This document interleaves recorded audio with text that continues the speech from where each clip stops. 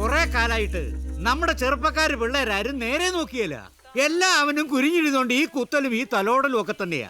നമ്മുടെ അശോകന്റെ ചെക്കന്റെ കയ്യിലിരിക്കുന്ന സാധനം കാണണം. ഞാൻ നോക്കുമ്പോ അവനെന്തോ തേക്കുന്നു. ഞാൻ വിചാരിച്ചു ഇവനെന്നാ ഈ വെറ്റില മുറുക്ക് തുടങ്ങിയെന്ന്.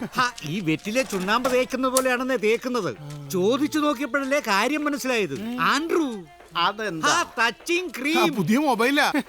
ആ എടാ ജാക്സോ, പണിയൊക്കെ അവിടെ മര്യാദക്ക് നടക്കുന്നുണ്ടോടാ? ആ നമ്മുടെ രാഘവട്ടന്റെ മോനില്ലേ, ആ. അവൻ ഇന്നലെ ഗൾഫിൽ പോയി. അവൻ പോയോ? ആ. എടാ ചെലവ് ചെയ്തില്ലല്ലോ പന്നി. പോട്ടെ, രക്ഷപ്പെടട്ടെ.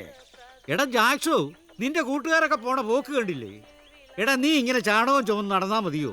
എടാ വല്ല ITC ഒക്കെ പാസ്സായി ഗൾഫിൽ പോകാൻ നോക്ക്. എടാ ഒന്ന് രക്ഷപ്പെട്. കല്യാണപ്രായമൊക്കെ ആയില്ലേ? അതിന് അവനിപ്പോ എന്തിനാ ഗൾഫ്? ഇവിടെ തന്നെ ഗൾഫ് അല്ലേ?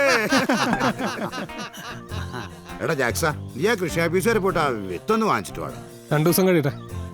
എടാ അപ്പഴേക്കും സപ്ലൈ തീരും. നീ പറ്റി ഇന്ന് തന്നെ ഒന്ന് ചെല്ലേ. 5 രൂപ കൂടുതലെടുത്തോ. കടിയൊന്നും വേണ്ടടാ. വേണ്ട, പിന്നെ മതി. നാണു കേട്ടോ, കടിയൊക്കെ ആവശ്യത്തിന് അവിടെ ഉണ്ട്. ജാക്സോ, എന്താവശ്യം ഉണ്ടെങ്കിലും വിളിച്ചോടാ, ഞങ്ങളൊക്കെ ഇവിടെ ഉണ്ട്. ഒരു ഊന്ന് കൊടുത്തോ, വെറുതെ ഇരിക്കല്ലേ. ആവശ്യത്തിന് കിട്ടിയല്ലോ. അവനെ എന്നെ കണ്ട പ്രാന്ത. ഞാൻ വെറുതെ എന്നാലും അവനെ സമ്മതിക്കണം കേട്ടോ.